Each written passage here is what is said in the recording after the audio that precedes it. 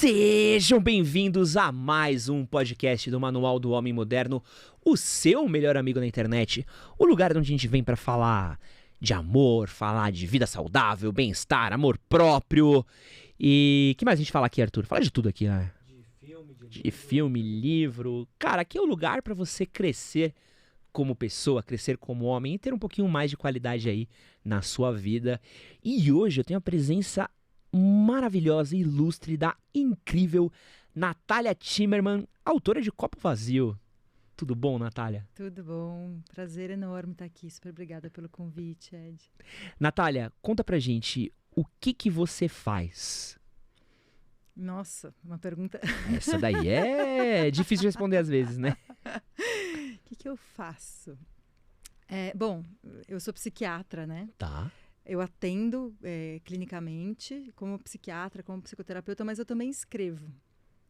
E tenho sido cada vez mais escritora, não dá para dizer do que psiquiatra, mas cada vez mais escritora também.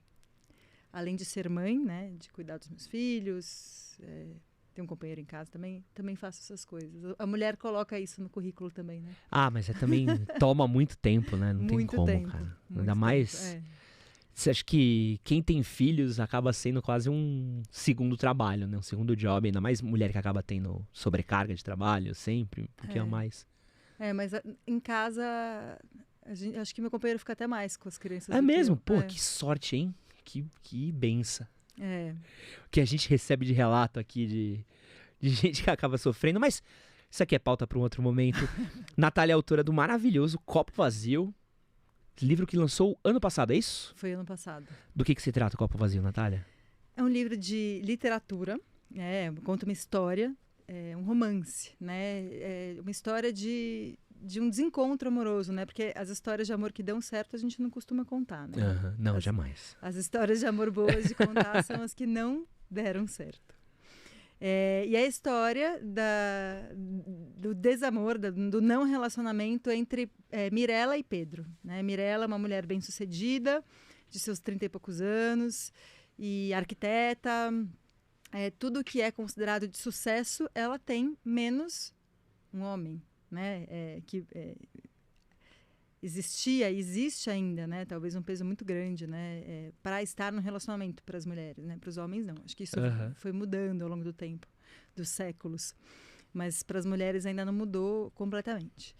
E, enfim, e aí ela conhece um cara, o Pedro, num aplicativo de relacionamento. Eles começam a saem por 3 meses. Ela se encanta, fica apaixonada pela ideia dele, mais do que por ele, pela ideia de estar com ele, e aí de repente ele some, desaparece, né? Ele faz com ela o que, depois que eu escrevi o livro, eu aprendi que se chamava ghosting, né? O famoso perdido, ele deu o perdido nela.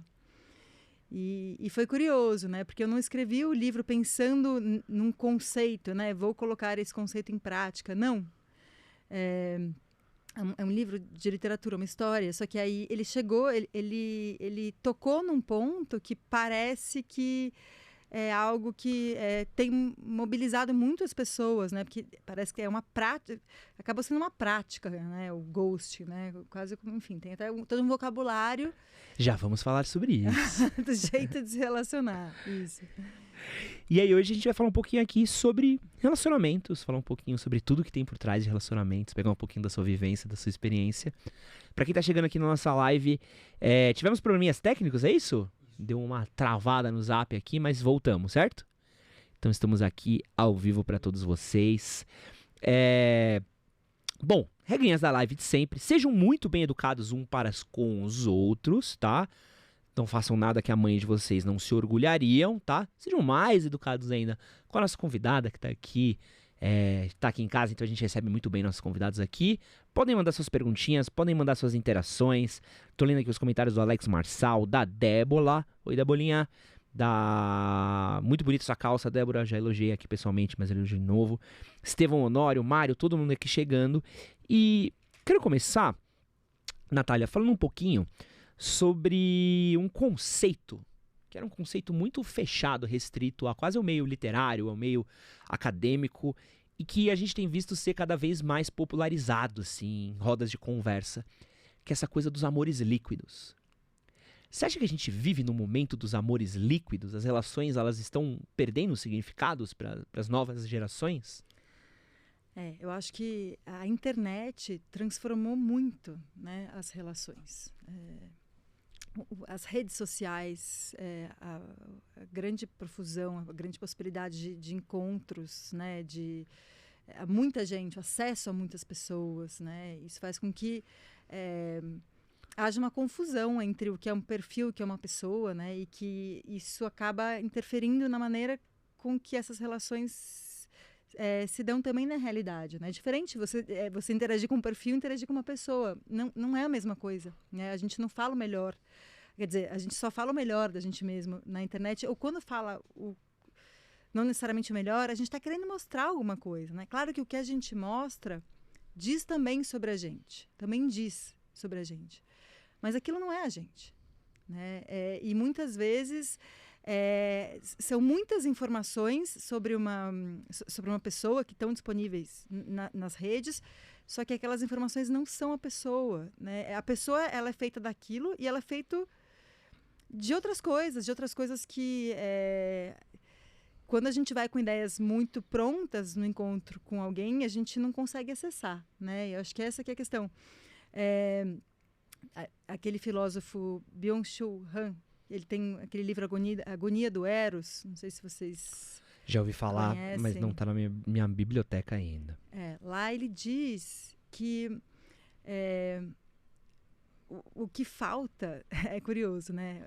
O que falta é justamente a falta, né? Há uma certa negatividade nesse mundo nosso, em que tudo é transformado em mercadoria, em objetos a serem consumidos, inclusive as pessoas, inclusive nas relações amorosas, né? E como se fosse um excesso de conhecimento, de informação sobre as pessoas que ocupasse um espaço da imaginação, né? E que o que ele diz é que o Eros, a possibilidade de o erótico, né, o Eros, o desejo, o amor, né, que se funda nisso, ele precisa ter um elemento de imaginação, de algo que não é dado, de algo que você não conhece, que você não vai conhecer nunca. E o que é mais importante, né, no mundo em que a gente vive, né, esse mundo em que a gente vai atrás de satisfação o tempo todo, a gente entende também o amor como algo que tem que nos dar satisfação. Só que o amor não necessariamente é isso, né? O amor, às vezes, ele mostra mais a nossa fragilidade do que a nossa potência. Quando a gente está numa relação, quando a gente está, enfim, entregue a uma relação, esse estar entregue é estar vulnerável, é estar suscetível, é estar frágil diante do outro, que ele fala, esse autor, que a gente, nessa forma de amar, que não é amar, ele não considera que isso seja amor contemporânea, a gente perde a dimensão do outro a partir do momento em que, na sociedade narcisista, que é a internet, que as redes sociais acabam engendrando, a gente perde esse outro como outro, a alteridade, né? Porque o amor você lançar-se a esse outro que vai ser sempre outro, né? A não ser, enfim, no momento dessa conjunção suprema, que seria o momento do gozo, mas é só um instante isso, né? E é um outro que tem... E ele também cita um autor chamado Levinas, que fala da carícia como sendo um gesto em que o outro está sempre se retirando, né? Uhum. É algo que nunca se completa. O amor, a gente está acostumado a pensar que a gente vai encontrar um complemento no amor, mas não. A gente, às vezes, encontra o nosso próprio vazio no amor. O Stendhal falava muito disso, né? O Stendhal tem um livro maravilhoso que eu até li pro meu TCC, já citei algumas vezes aqui, que ele fala muito dessa coisa da cristalização, né? Do como a gente procura no outro uma idealização daquilo que a gente quer. Então, tem uma coisa muito doida ela é muito inteligente, porque eu quero ter uma pessoa inteligente. Mas às vezes ela é muito mais uma visão sua de inteligência, e às vezes você não pensa, mas ela não é boa naquilo. A gente cria quase uma fórmula, né, de o que seria a pessoa ideal pra gente. E em tempos de redes sociais que a gente vive, parece que é uma experiência muito louca, que a gente tá com alguém, mas quando você olha pro Instagram, você fala, puta, mas essa pessoa daqui parece muito boa, né? e aquela outra pessoa parece muito boa, e aquela tá muito boa. Puta, minha namorada ronca, né? Minha namorada peida. Ah, minha namorada não é perfeita como fulano que eu sigo no Instagram. Então começa a ter uns comparativos que são hiperbólicos, né? Que é coisa que a gente não vivia há 10, 20 anos atrás, né? Eu sinto que isso dá uma azedada nas relações muito forte, né? Mas quando a gente entra num relacionamento pensando numa satisfação constante, claro, né? Que é um relacionamento saudável? É um relacionamento que transita, né? Que através do qual a gente também se conhece, né? O autoconhecimento, ele se dá às vezes muito mais através do outro, né, do que da gente mesmo sozinho. É em relação que a gente se coloca para conhecer, né? E vulnerável, né? Estar em relação é estar vulnerável. Estamos todos vulneráveis, somos dependentes. Acho que esse discurso de não podemos depender, né? Que na verdade as mulheres escutam muito mais do que os homens. Na verdade, ele não se sustenta, porque a gente, enfim, os humanos, desde que eles nascem, eles dependem dos outros e vão continuar dependendo, claro, vão depender cada vez menos, mas a gente depende, a gente é em relação, somos seres que vivemos em sociedade, a gente não tem como não depender das pessoas, né?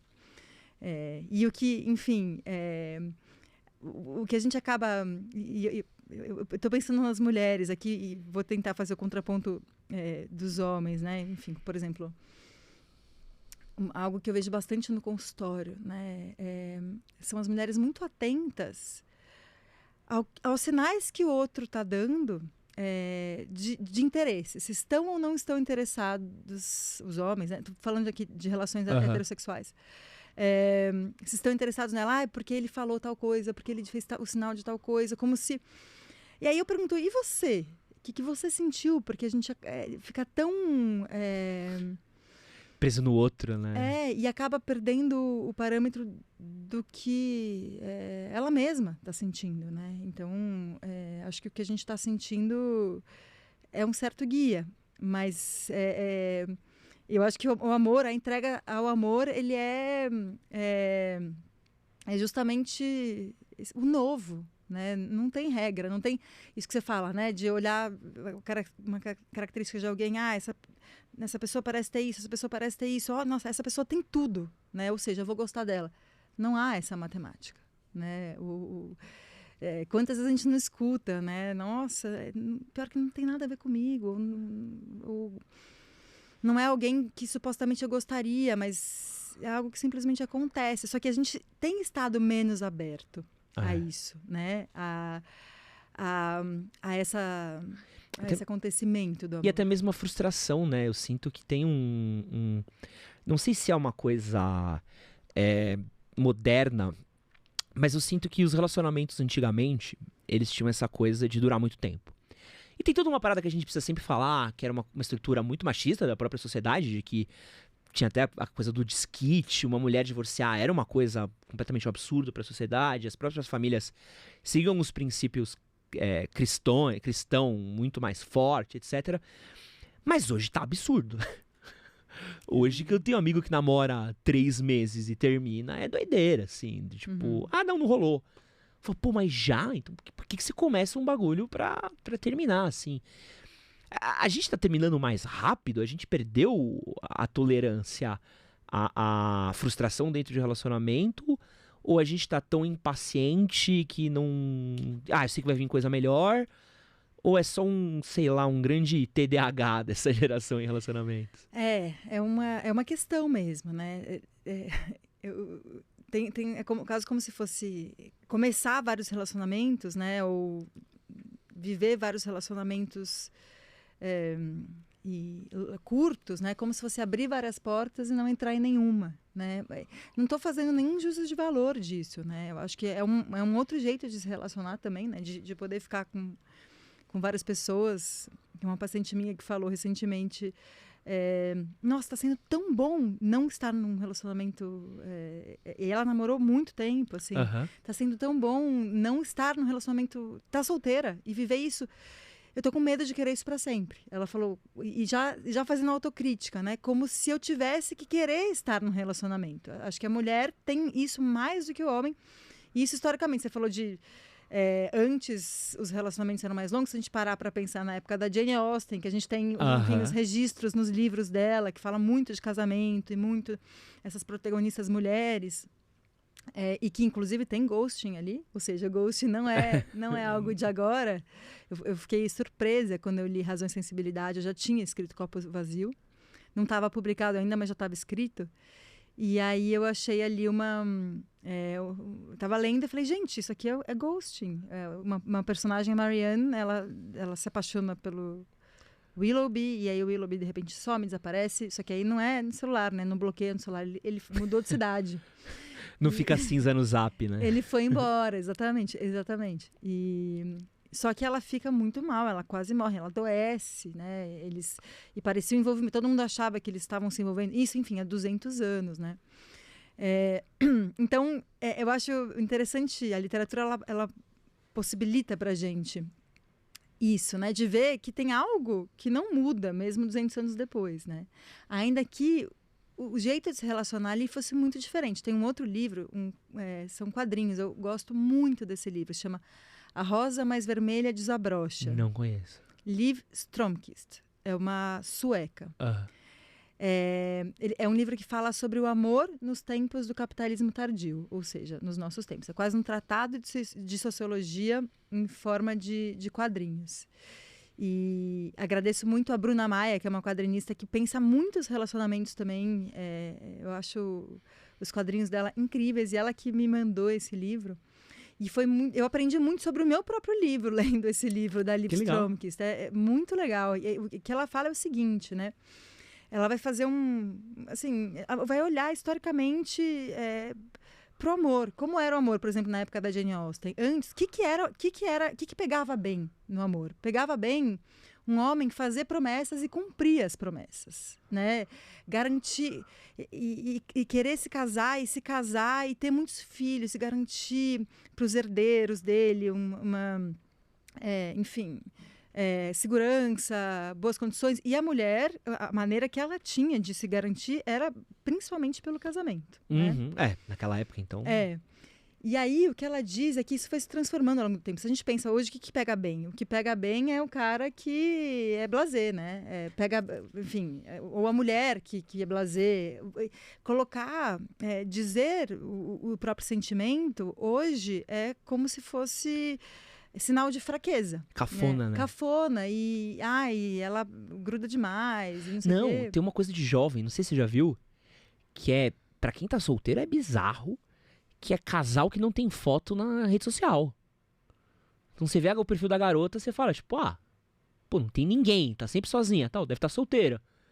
Aí você manda uma mensagem, não, eu namoro. Onde é que tá seu namorado? Sabe, onde é que ele fica, assim? Ele é sei lá, uma coisa mística? Não, é cafona ter foto do namorado.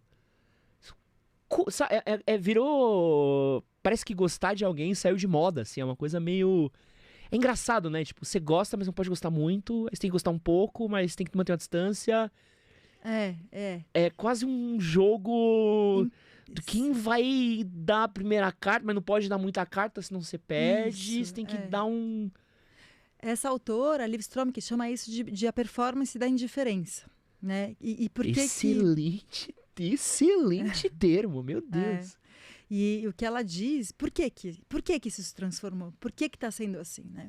Se a gente pensa nesse mundo da Jane Austen, 200 anos atrás, os homens ocupavam todos os lugares públicos, né? Não eram as mulheres ficavam dentro de casa. Quem ocupava os bares, a vida política, a rua, as mulheres iam, assim, saíam para fazer coisas que diziam respeito à casa somente, né? E ao longo do tempo, ao longo do século XX, ao longo do século passado e até agora, na verdade, ainda não é igual para os homens e para as mulheres, mas as mulheres têm ocupado mais o espaço público, né?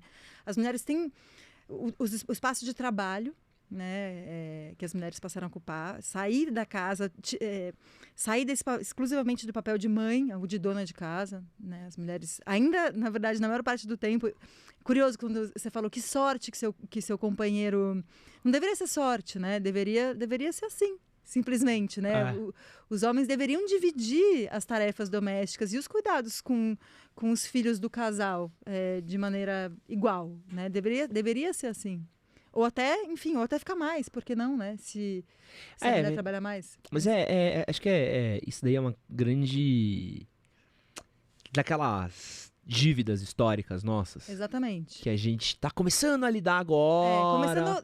Assim, não começou a pagar, começou a olhar. Ver que ela existe. Tipo, vai ser resolvido em algum momento. Mas melhor estar olhando Sim. do que 30 anos atrás, que a gente não olhava, entendeu? Tem pelo menos um mínimo de positivo.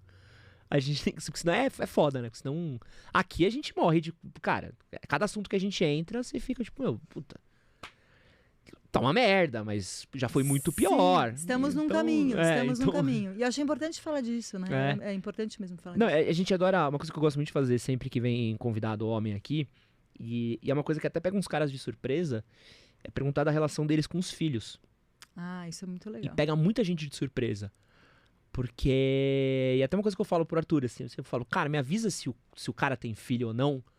Porque é uma coisa que eu gosto de falar a respeito, porque o cara não fala de filho. Homem não fala de filho. Isso, Tipo, quantas rodas de homem tem que você chega e o cara fala, pô, tava com meu moleque fez tal coisa. Filho de Instagram, né? É bonito na foto, mas tipo, no dia a dia o cara tá, viu uma bunda de uma gostosa, viu não sei o que lá.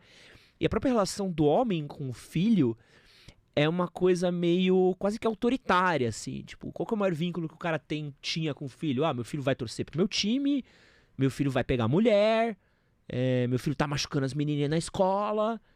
E é meio que isso, assim. Agora, pô, e quality time, sabe? Tipo, essa coisa, esse tempo de curtir o filho, de aproveitar e limpar cocô e vômito. E essa coisa que é a parte... Que é 90% de ter um filho é quase isso, né?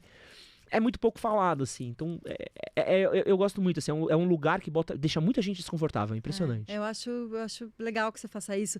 Eu estudo literatura no doutorado, né? E um dos autores que eu estudo, ele chama Karl Knausgård. A pronúncia em norueguês é um pouco difícil.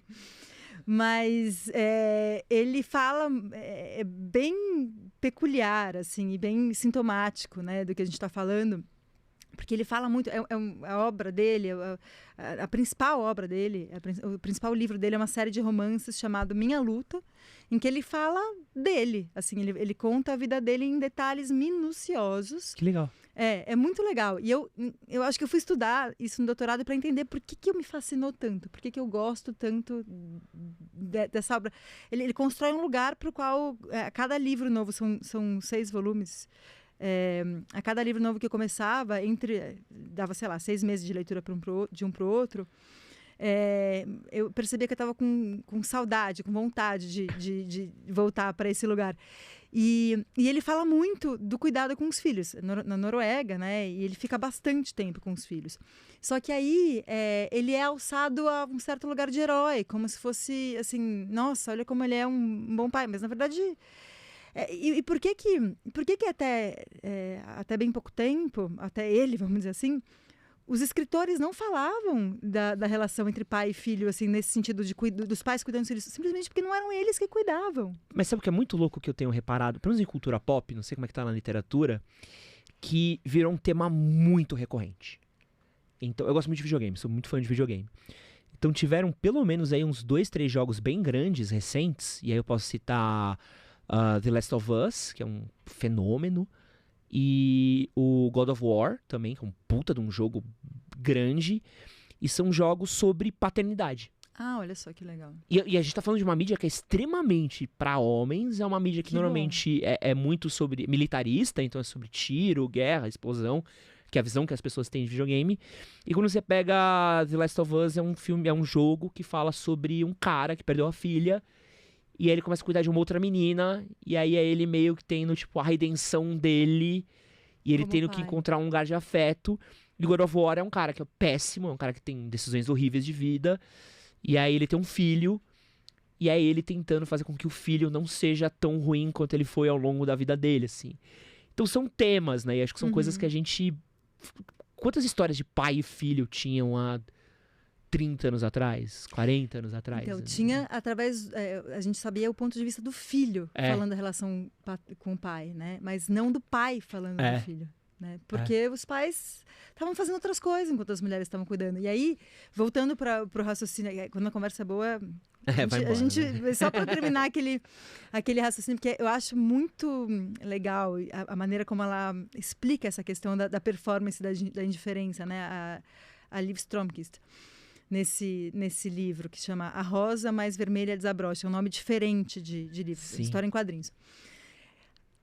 O que ela diz é que porque as mulheres começaram a ocupar esses lugares que eram ocupados pelos homens, né, antes, é como se eles tivessem perdido um lugar de poder. E como eles, não tão conscientemente assim, mas o que ela entende é que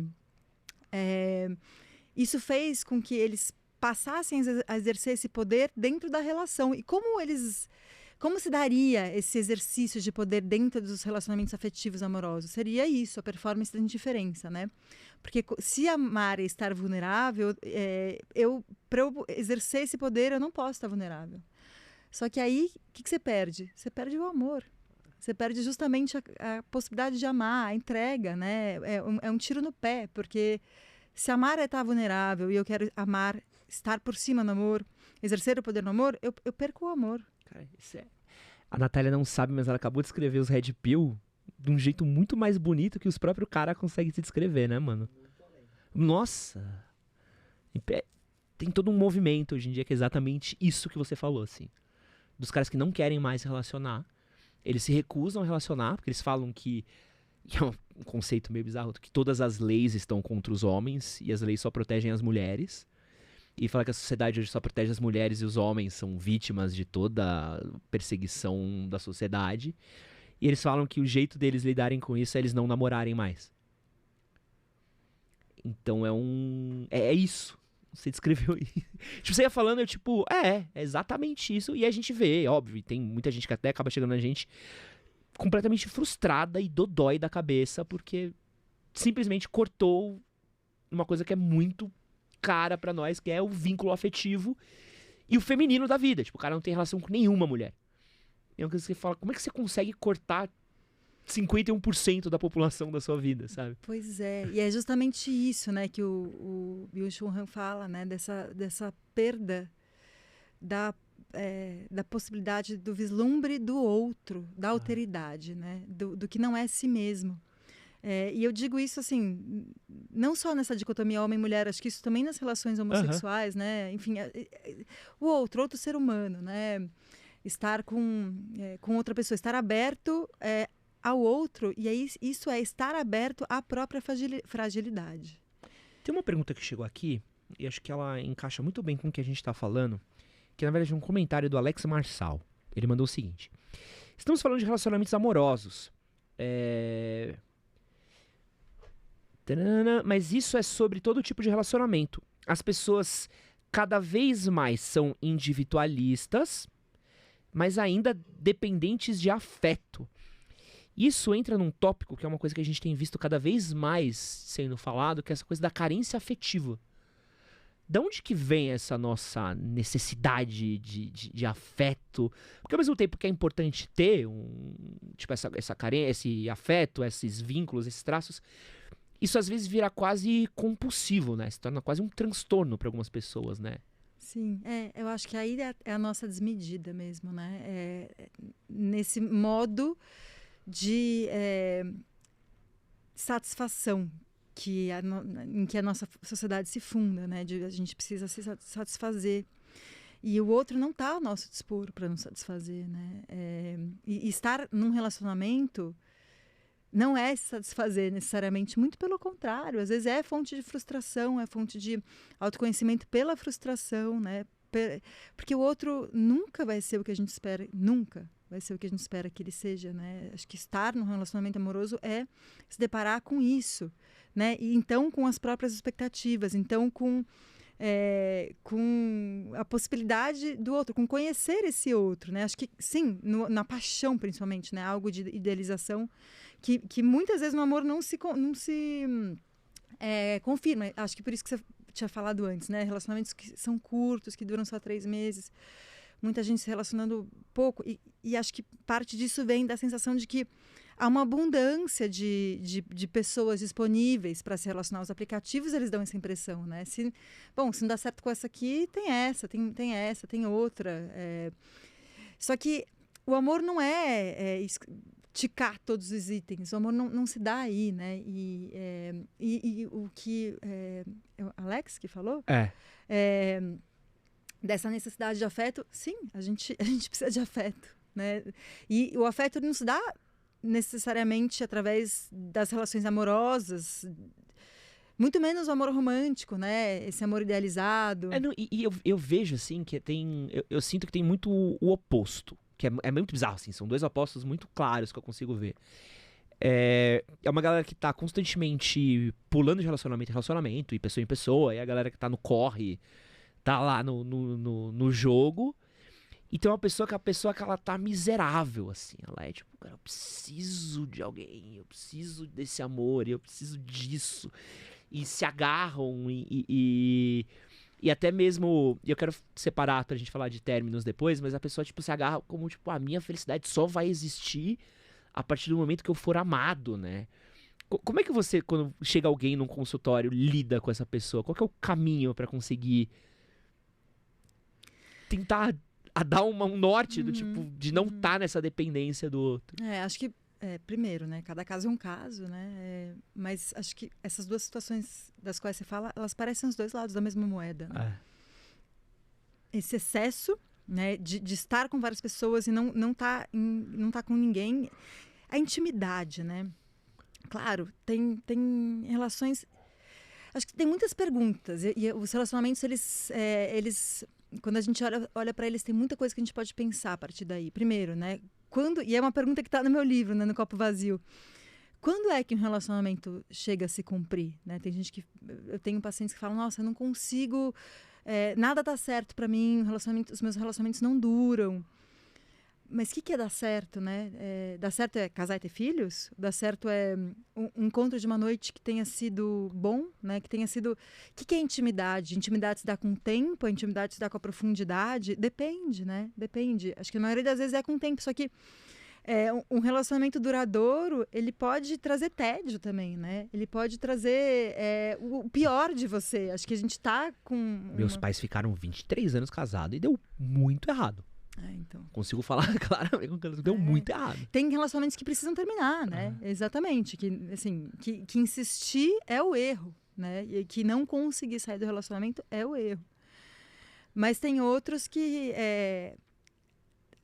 talvez terminem num momento de um pouco de baixa, que depois ia passar, né? Que, assim, um relacionamento ele não é uma linha reta, ele sobe, ele desce, ele dá voltas, ele contorna assim mesmo, ele volta para trás, ele pula, ele salta, enfim, e tá com outro é uma aventura, né? É uma aventura, enfim, dentro de casa, pode ser uma aventura dentro de casa. Mas, enfim, eu acho muito legal pensar. Mas você tinha falado do consultório, né? O que falar para essas pessoas. Com essa carência que a gente tem. Assim, primeiro entender. A gente não vai conseguir suprir a nossa carência de jeito nenhum, né? Porque se a gente pensa para pensar a carência, quem é a pessoa carente? Alguém a quem falta algo. Sempre vai nos faltar algo. A gente não é preenchível, a gente não é completável. A gente, desde o momento que a gente nasce até o fim da vida, a gente é oco, a gente é esburacado, a gente é faltante, né? A gente é precário. O ser humano é assim. Então, achar que um relacionamento vai salvar a gente disso é uma ilusão, né? Claro, a gente se sente preenchido pelo amor, mas a gente também se sente esvaziado pelo amor, as 2 coisas ao mesmo tempo. Eu acho que o amor é vivo porque ele se funda nessa contradição, porque ele nos deixa em contradição quando a gente se apaixona, é maravilhoso e terrível ao mesmo tempo, né? Tem you're doomed, né? Tipo, você tá amaldiçoado, né? É um prazer, mas é uma dor. Tem uma frase do King Kong que eu amo, que é quando o King Kong encontra a mocinha loira, que eu nunca lembro o nome dela, que ele fala, tipo, e a partir daquele momento a fera soube que ele morreria por causa da Bela. E é quase uma coisa dos relacionamentos, né? Porque relacionar é você saber que, cara, tipo, a coisa que você mais ama é a que pode possivelmente acabar com você, né? É um lugar muito sinistro, né? Tipo... E o amor, ele tem sim relação com a morte, com a finitude, né? Essa entrega, ela só se dá porque a gente acaba um dia, né? E porque a gente quer fazer da nossa vida digna de ser contada, digna de ser vivida, com momentos memoráveis. Claro que quando a gente está apaixonado, a gente não está pensando nisso, mas a gente quer isso, a gente quer que a nossa vida tenha grandes enredos, né? A gente quer olhar para trás e falar, nossa, foi uma vida que valeu a pena. Só que uma vida que vive relações descartáveis, será que a gente está dando, sei lá, o melhor e o pior de nós, né? Será que a gente está se dando inteiro? E inteiro com o que a gente não tem também. O inteiro nosso é também a nossa falta, é também a nossa carência, né? É também a nossa vulnerabilidade, a nossa fragilidade. Isso é algo que... E assim, não adianta, a gente não vai sanar isso, porque essa nossa ferida, ela é existencial. A gente é Platão, quebrado. Né? Já desde o banquete tá lá, né? Tipo, exatamente. Coisa que a gente tá falando. A gente tá contando essa mesma história há 2000 anos, né? Pra mais até, se duvidar. Isso. E é isso, né? Sinistro, né? Isso é muito louco. Eu acho que a tecnologia, ela dá pra gente a impressão de que a gente evoluiu, de que a gente tá indo pra um lugar... Enfim, dá pra gente uma noção de futuro, como se a gente fosse superar coisas que são nossas insuperáveis, né? Há 2000 anos a gente fala a mesma coisa e vai continuar falando, né? Se a humanidade durar mais 2000 anos. Não dura mais 100. Mas mas eu gosto muito de Shakespeare, né? Eu sou formado em teatro, meu TCC foi sobre Shakespeare. E uma das coisas que eu fiquei mais impactado, e eu li muito novo Shakespeare, acho que com 17 anos eu li Hamlet. E quando eu li Hamlet, primeiro que foi muito fácil de ler, e eu lembro de olhar e falar assim, isso aqui é impossível, tipo, é impressionantemente fácil de ser lido. E no meio do caminho eu falei assim, caraca, eu sinto exatamente as mesmas coisas que esse cara sente, assim. Eu tenho as mesmas dores, os mesmos anseios, o mesmo buraco na minha alma, tipo, de eu estar lendo um livro de um cara que escreveu em 1700 uma parada que eu leio em 2004, 2005, e eu tô sentindo a mesma dor daquele personagem, só que eu tenho internet banda larga. Isso.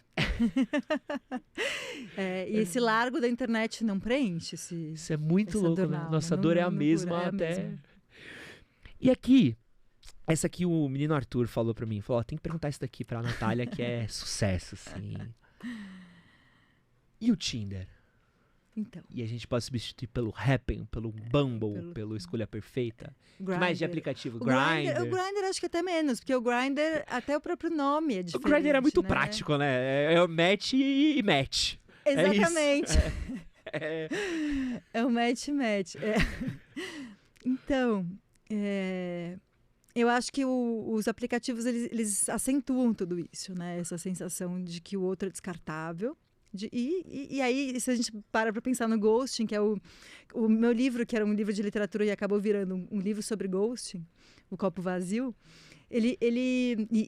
depois eu posso até falar um pouquinho dessa imagem do copo vazio, do vazio do copo, né? Por que o livro chama assim? Mas não à toa, a Mirella e o Pedro se conhecem por meio de um aplicativo. Eu queria que fosse assim, né? Tem, assim, já escutei de pacientes falando, o que vem fácil, vai fácil, né? Não é necessariamente assim, né? Mas o que acontece com os aplicativos? Por que eles potencializam comportamentos como o ghosting, né? Que é esse que, enfim, é uma ação, uma prática, entre aspas, que age como se o outro não fosse digno de consideração, vamos dizer assim, né? O outro se sente sem ser digno de consideração. quando a gente conhece alguém pelo aplicativo, é diferente de conhecer por amigos em comum, que era como as pessoas se conheciam antes, né? Você tinha que ir pra lugares pra conhecer gente. Isso. Era mó trampo. É. Beijar na boca 10 anos atrás, Pois é. era mó difícil. E aí, quando a gente ia para lugares, a gente sabia que essa pessoa frequentava aquele lugar, né? Ou amigos em comum, que tinha amigos que seria fácil achar essa pessoa depois. A pessoa, vamos supor assim, tinha uma certa reputação a zelar com os amigos. E até uma questão de educação, né? Do tipo, pô, te apresentei minha amiga, você fez isso, Exatamente. Enfim, você conhece alguém por um aplicativo... Foda-se, né? Não, eu consigo... E o ghosting, ele é paradigmático por isso. Eu consigo agir como se isso não tivesse existido. Como se... Isso aqui eu acho bem interessante a gente pensar no ghosting. Eu acho que o ghosting, ele diz da gente também. Por quê? Uma pessoa que faz ghosting, o que ela está fazendo? Ela está agindo como se as questões que aquela outra pessoa suscita nela pudessem ser eliminadas. Né? Essa pessoa sumiu, as questões que ela suscita em mim é como se elas pudessem também desaparecer junto com aquela pessoa, né? E aí bloqueio, sumo, não respondo mais, e assim, é como se não tivesse existido, é como se. Só que esse como se, tudo que a gente não resolve na nossa vida, e acho que isso na história do nosso país, na nossa vida individual, pessoalmente e coletivamente, tudo que a gente não resolve volta. Né, em outros momentos. Então, não adianta. Não adianta dar o ghost, né? A gente não vai embora da gente. O que é o ghost? É falta de caráter? É pragmatismo? É consumismo desenfreado? É tipo a gente na Netflix que... não gostei. Esses dias eu tava vendo aquela série ruim de adolescente, Bridgerton. Foi 10 minutos, falei, não. Dei ghosting nela. Então, falei, não é. Porque... você não deu ghost na série, não dá pra dar ghost numa série. Isso que... A série não sente dor, né? Queria. Queria. Infelizmente, algumas deveriam sentir. Deveriam. Mas o que é? Talvez seja... Não dá pra... Primeiro, não dá pra generalizar, né? Ghosting é isso. Todo ghosting significa isso. Não dá pra dizer, né? Porque cada caso é um caso, né? No caso do Pedro, que é o meu personagem... Tinha que ser Pedro. A gente tem preconceito com Pedro aqui no canal. Pedro só faz merda. A gente achou até oportuno que o cara que faz merda chama Pedro. Mas tudo bem, pode continuar. Por quê? É um rolê nosso aqui. Tá, entendi. A gente tem preconceito, né? Que é institucionalizado. Se você é um Pedro, melhore. Eu escolhi Pedro porque era Pedro de Pedra. Faz tudo. Bonito. Enfim... Deu uma beleza aí pro Pedro que não deveria existir. Enfim, mas o Pedro, ele não... O que eu imaginei, né, pro meu personagem, que sumiu, eu imaginei que ele não premeditou, vou sumir, vou desaparecer. Eu acho que não é assim que acontece. Algumas pessoas até falam, tem pacientes que falam, eu dei o ghost nela, alguns até falam. Eu juro pra você, tem um paciente meu que deu o meu livro para algumas pessoas. Eu falei, você tava preparando pro que você ia fazer? Você tava... Pô, mas aí o cara é gênio. Aí você precisa dar um mérito pra ele, que ele foi ele já foi preparando o terreno pra sumir, né? A pessoa já tá psicologicamente preparada e pum! Mas assim, eu já fiz e já sofri ghost. E é uma coisa meio bizarra, assim, Hoje em dia, agora que eu tô solteiro, é uma coisa que eu repenso um pouco mais atitudes, ainda mais quando um pouco mais velho, uma cabeça um pouco melhor. Mas uma coisa que eu sinto, assim, às vezes, é quase uma questão do... Puto, o que eu quero aqui é muito pragmático, sabe? E não sei se eu quero um envolvimento maior. E ao mesmo tempo, se eu explicar que eu quero ter um envolvimento, não quero ter um envolvimento maior, eu corro o risco de não ter essa coisa pragmática que eu quero. Porque às vezes você cai e só quer beijar na boca. E não é todo mundo que às vezes tá na mesma intenção. Então, durante algumas vezes, eu até fui tipo assim, puta, eu venho aqui, eu vou até aqui. E aí aqui eu paro, porque a partir daqui eu sei que a coisa desenrola pra ficar algo sério. Então, puta, era comum eu pegar e falar assim, puta, sai com essa garota sei lá, dia 5. Eu mando mensagem pra ela daqui 1 semana. Tem um cálculo, ou daqui 2 semanas, que é pra não parecer que tá algo sério, assim, que é pra conseguir fazer a coisa dar uma esfriada, é quase um controle de temperatura. Hoje em dia eu sou um ser humano mais pragmático, assim, eu me sinto mais do tipo, puta, se for pra me envolver, é pra me envolver. Se não é pra me envolver, já aviso. Fala, cara, isso aqui Então, mas é um avisa. rolê. Isso. Mas tem uma avisa. dificuldade nisso, da gente falar isso, né? Não sei de onde vem esse... E tem uma dificuldade de ouvir também. Pra caralho, é horrível. Porque... Não, e é horrível. E às vezes... não dá pra chamar de ghosting alguém que te falou não e você não escutou não, né? 500 Dias com Ela, né? Oi? Você já assistiu 500 Dias com Ela? Não. É um filme inteiro sobre isso. É um cara que namora e a mulher não. E o filme inteiro fala pra ele, tipo, a gente não tá namorando. E ele cria um relacionamento na cabeça dele que não existe. Excelente filme. Esse daí, acho que esse da lista que eu falei pra você, esse talvez seja vale o top. Você viu que eu tô... Tá defasado. Tô super defasada, né? Nos filmes e nos livros, em tudo, porque é isso, né? Essa é uma sensação do nosso tempo, de estarmos defasados. A gente não vai dar conta de tudo que a gente... Não. Se eu ler todos os livros que estão na minha casa, na minha vida, já vai estar bom. Já vai estar bom. Mas a gente, acho que isso é... E isso também nos relacionamentos, né? Só que, assim, as pessoas não são filmes, não são livros pra gente consumir, né? Acho que... E isso é algo, é uma relação... As coisas estão ligadas, né? A gente consumir a cultura tem a ver com a gente consumir as pessoas, né? É diferente de ter experiência, de se abrir para a singularidade do momento, né? É que nesse modo de... não sei se isso acontece com vocês também, mas comigo acontece muito. Assim, por exemplo, me sinto defasada, preciso ver tal filme, pronto, vi, tiquei.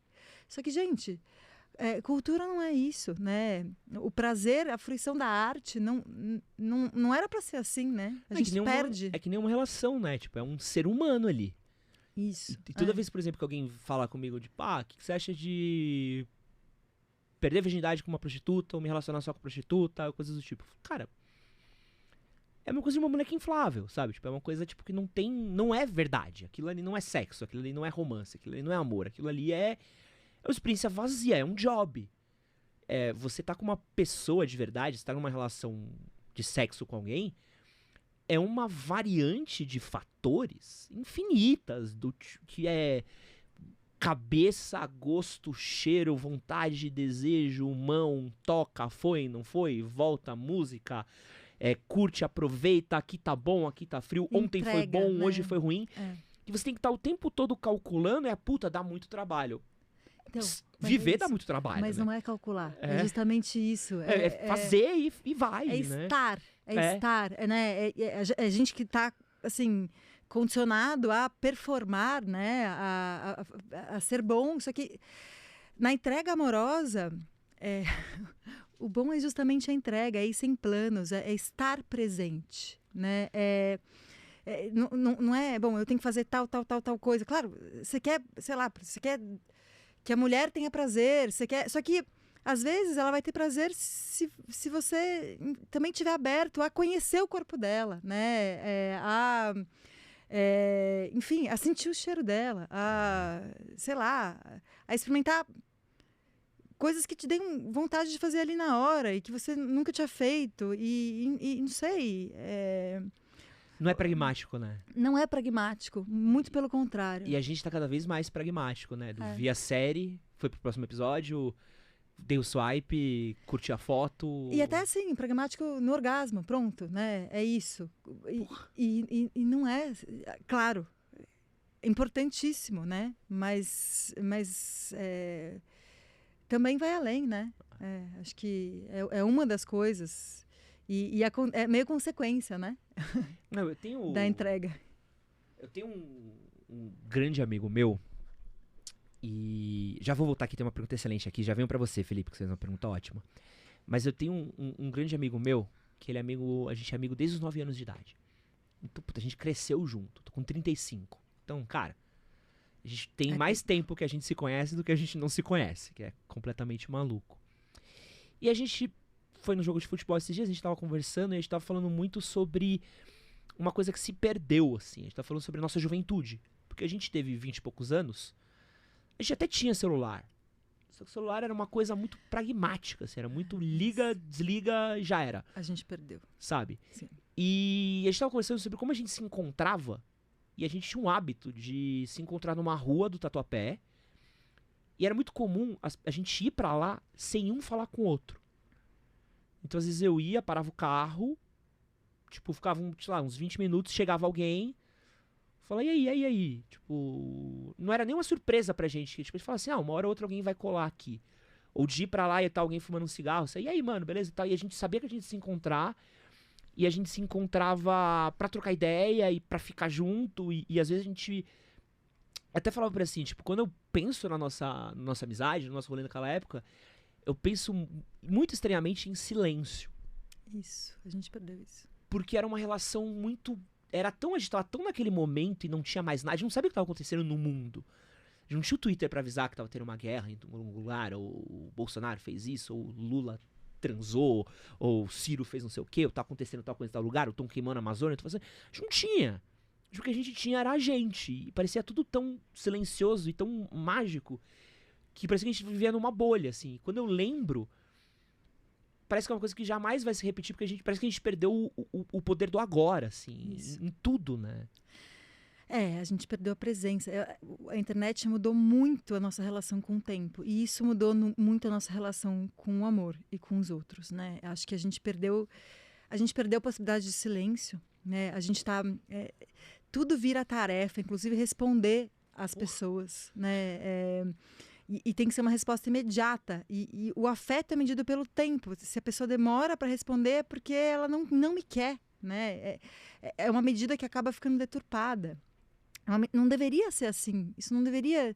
Claro, a pessoa estar disponível não quer dizer uma coisa, só que a gente a gente se exige demais e exige coisas que a gente não pode dar. Quando a gente está se obrigando a essa disponibilidade constante, né? E que é o celular. Que é a nossa... Enfim, ele virou nossa extensão, gente, né? Nossa extensão, nossa memória, nosso senso de direção, a nossa agenda, nossa lista de contatos, nossos amigos, está tudo ali. As nossas lembranças, as fotos, os vídeos, a gente...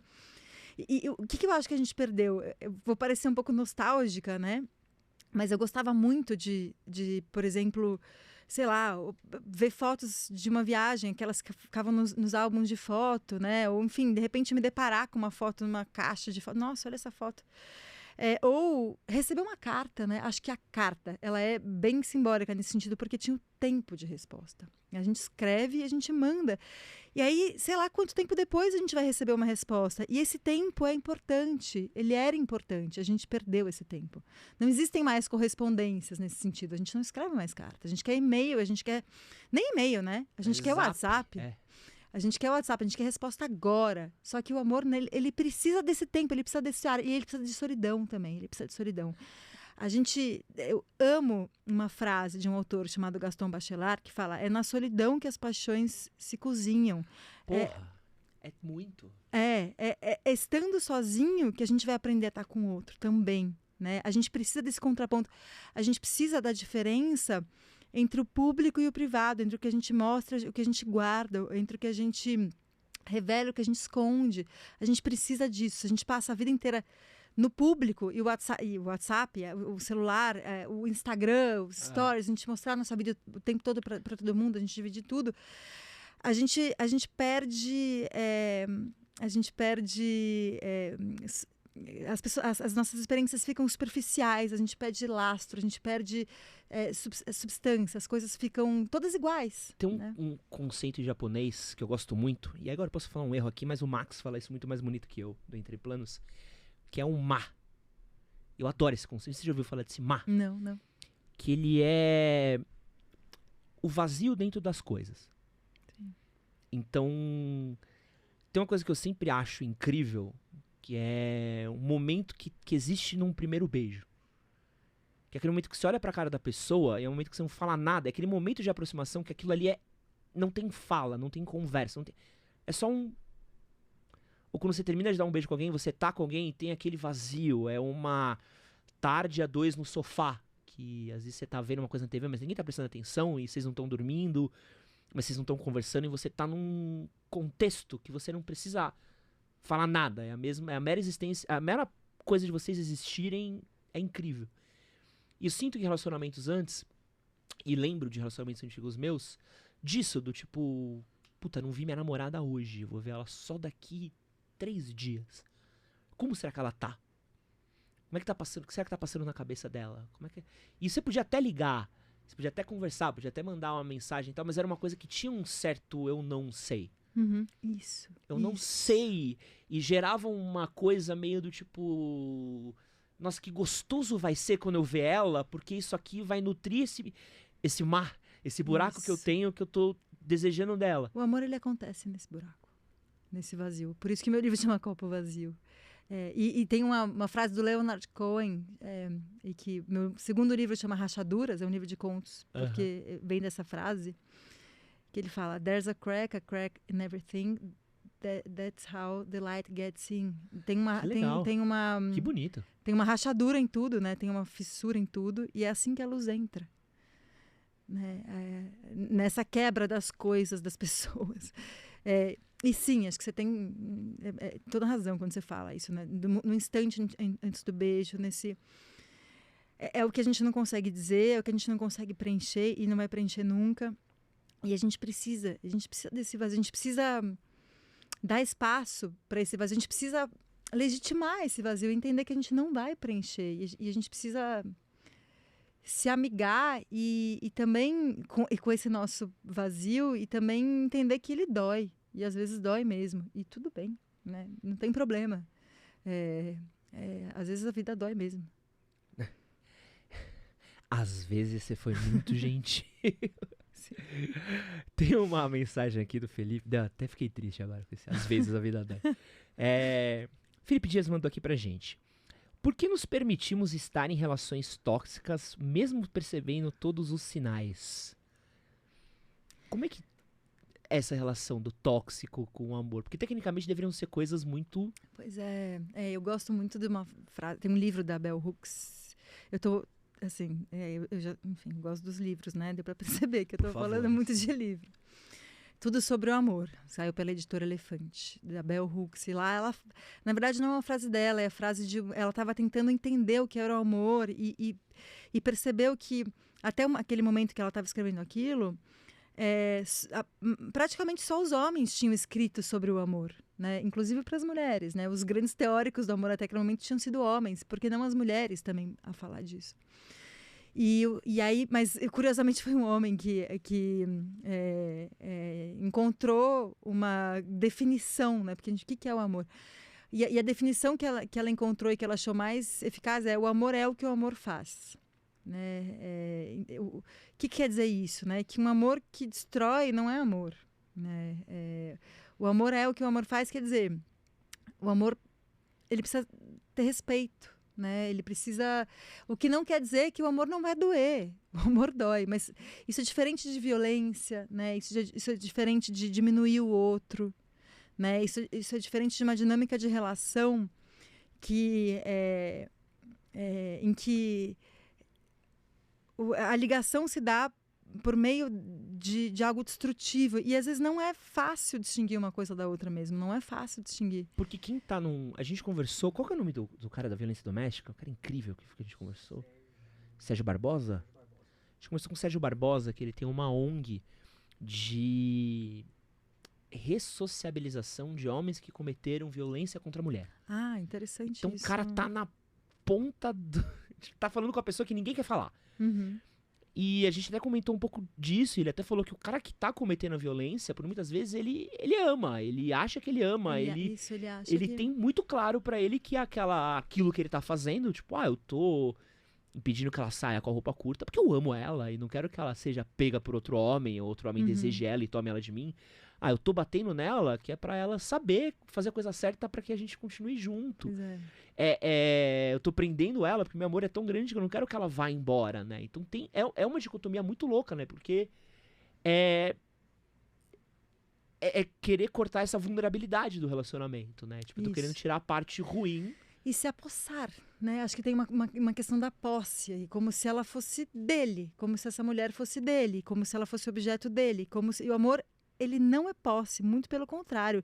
Se a gente considera que o amor é falta, que ele vai, inclusive, aguçar a nossa falta, fazer latejar o que na gente é falta, a gente não vai se colocar nessa postura de posse da outra pessoa que, enfim, vai dar a falsa e absurda noção de que a gente tem direito sobre o corpo da outra pessoa e a machucar esse corpo, né? Machucar a outra pessoa. Então, não, acho que amor não é posse. Não tem. É quase como. São quase antônimos, assim. São quase. O amor não é posse. É como areia, né? Não dá para pegar. A gente não obtém o amor. A gente não. E acho que o amor, ele tem algo de insegurança no amor, sim. E o ciúme. Só que o ciúme, ele não diz respeito ao outro, ele diz respeito a gente. Isso que quem me fala é meu companheiro, com quem aprendo bastante. E ele, por sua vez, aprendeu isso lendo na literatura. Ele falou um dia eu li um conto do Proust que falava sobre o amor. E aí eu entendi muito do meu ciúme ali. E ele, de fato, enfim, mudou o jeito de lidar com o próprio ciúme. É isso. O jeito de lidar com o ciúme. Ele assumiu como próprio. Porque o ciúme diz respeito a gente, não ao outro. Tá. E como é que eu lido com esses ciúmes, então? Não é fácil, né? O ciúme, ele dói do cóccix até o pescoço, né?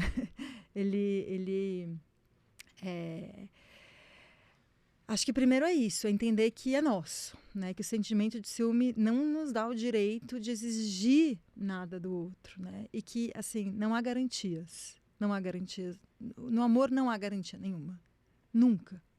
E mesmo se você tenta dar ou exigir, são garantias falsas. E quando a gente pede a garantia e tem as respostas, a gente vai se sentir pior ainda. Porque no amor, a gente não acredita no que a gente obtém depois de pedir, né? A gente quer receber, se a gente pede.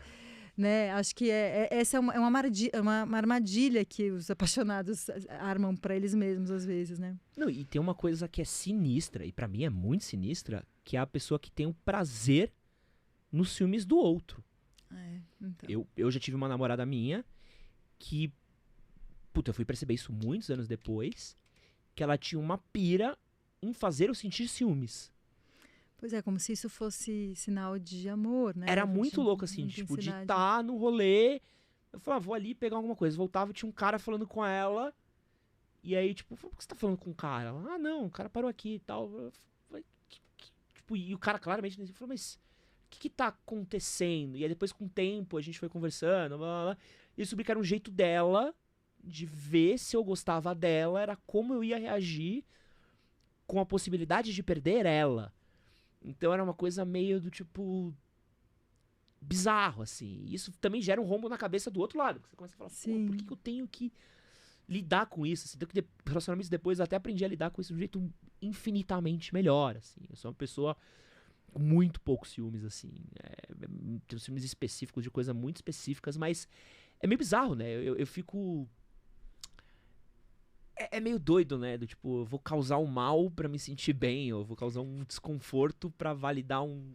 E às vezes nem é consciente, né? Às vezes não é necessariamente consciente, não é pra te sacanear, né? Assim como, voltando eu tinha começado a falar do Pedro, né? Que o Pedro do livro, o personagem do livro, por que ele faz aqui, o ghost? O copo vazio. Não, por que ele some? Ele não some porque ele decidiu, vou sumir. É assim, ele não conseguiu responder um dia, né? Ele não sentiu espaço nele para responder um dia. Aí passou mais um dia, Aí a Mirella foi ficando maluca, né? E aí ela também foi minando o caminho entre eles. Aí, de repente, não havia mais caminho, não havia mais ponte entre eles, através da qual ele pudesse responder. Então, eu acho que o que aconteceu foi isso. Outra possibilidade também do ghosting, por que as pessoas dão ghosting? É porque existe a possibilidade de voltar. Eu não quero fechar porque eu quero poder voltar. Isso é um clássico. É um clássico, né? Isso é um clássico. É o banho, a gente chama carinhosamente de banho-maria. É o banho-maria. Oi, sumido depois de algum tempo, né? É o famoso. Se eu falar que não, vai ser ruim. Mas eu tenho, a Carla, a Maria, a Joana, pra sair no meio do caminho, então eu vou sumir. Não vou dar um fora. Você vai sair com alguém no final de semana? Não, jamais. Eu vou E aí eu volto daqui um mês, que é pra... É difícil, né? Isso rola entre homem e mulher também. Isso rola dos dois lados. Rola. Isso é Sim, sinistro, sim. assim, de... Rola. É toda uma dinâmica, né? Como diz meu companheiro, é o mercado de afetos. É bizarro. É cruel, né? Não, e é triste, assim, você... Eu detesto o sentimento de estou sendo iludido. Ou de alguém está fazendo tal coisa, mas eu sei que não é, sabe? E eu falo assim... Pô, e eu gosto muito da sensação do... Você tá afim? Não. Puta, top. Tipo, eu acho muito mais sincero, do tipo... Não, eu tô, mas não é tudo isso que você quer. Puta... Beleza, King. Então já entendi um pouco de como fazer isso, assim.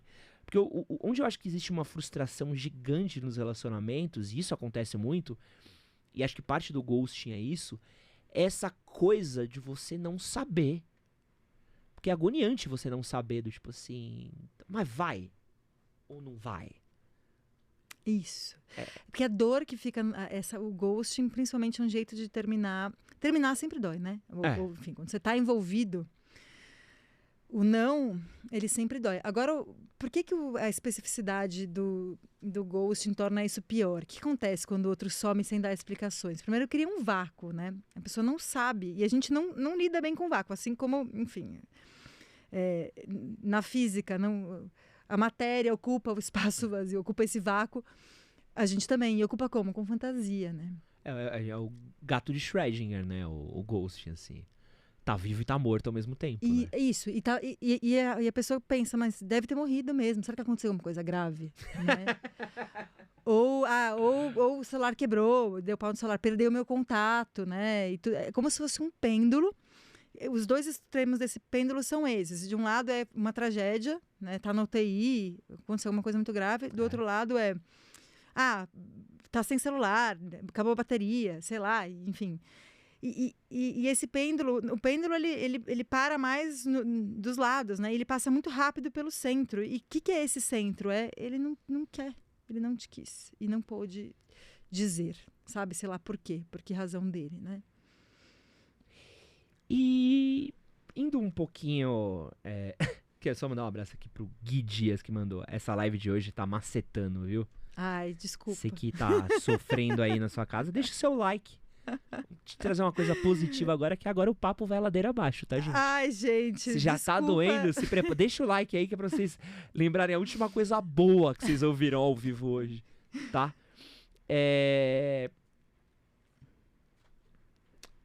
Tem as coisas terminam. Sim. Acho que talvez seja a única regra da vida. Todas. É que as coisas terminam, as coisas vão findar. Bom. Talvez a única coisa que nunca vai terminar é o Rodoanel e as obras no metrô de São Paulo, que são pra sempre. Isso daí nunca vai acabar, né? Já são estudos sobre a eternidade. Pô, já tem gente que nasceu e morreu e não viu o Rodoanel pronto. Mas são prontos. Um abraço, PSDB. Mas a gente tem esse problema muito grande de lidar com fins. Muito. Sim. De tudo. Uhum. Desde o Dragon Ball, que nunca acaba, sempre tem uma temporada nova, até perdas e lutos da nossa família e relacionamentos. Por que dói tanto, mesmo a gente sabendo que tá fadado a acabar? Eu acho que todas essas dificuldades, você falou, a principal delas é a nossa dificuldade de lidar com a morte, né? Com essa certeza. A nossa sociedade, ela não... e principalmente a sociedade capitalista, né? O consumo, ele não considera a morte, né? Quando meu pai morreu, é muito impressionante olhar as coisas dele, né? Que ficam ali. E a gente sabe disso, só que a gente não, assim, tanto burocraticamente quanto espiritualmente, socialmente, existencialmente, a gente é muito pouco preparado para lidar com a morte, com a nossa finitude, com o nosso ser para a morte, né? Isso aparece com a nossa dificuldade de lidar com limites, né? Porque isso, vamos morrer, não quer dizer que a gente vai morrer só no fim da vida. Isso quer dizer que a cada momento a gente só pode uma coisa. A gente é um só. a gente tem que fazer escolhas, né? E que nossa vida é feita dessas escolhas, que a gente se define nessas escolhas. E as escolhas precisam levar isso em consideração. Só que a gente esquece, assim, a gente não tem como lembrar disso o tempo todo. Nossa vida seria insuportável se a gente pensasse nisso o tempo todo, né? Acho que a ideia é que a gente, sim, esqueça, e é natural e saudável a gente, de alguma forma, esquecer isso. Só que a gente não pode esquecer tanto quando a gente esquece, sabe? A gente vive como se não fosse morrer. Só que nisso a gente perde não só a perspectiva da morte, né? E a capacidade de lidar com a morte das pessoas que a gente ama, mas a gente perde a capacidade de lidar com qualquer fim. Com qualquer fim. E o fim de relacionamento é um dos fins que mais doem, né? E que às vezes a gente reluta em aceitar, né? Esse fim, por exemplo, pessoas que não aceitam fins e consideram, ele me deu ghosting, você vai ver a história, não era um ghosting, ele falou não, e você não conseguiu ouvir. A questão é que é um fim que o fim, ele sempre tem que se dar na gente, né? O fim do relacionamento. Ele pode acontecer, né, algo dele dentro do relacionamento, um combinado em comum, sim, estamos terminando, mas o fim, ele se dá individualmente, né? Então, ele sempre se dá sozinho. E qual que é o truque? Não existe truque. Essa que é a questão, né? Não existe. É isso. Porque é uma aceitação muito difícil, né? Porque você tá lidando... Quando você termina, você tá lidando com muitas coisas. Então, elencar. Você lida primeiro com a rejeição.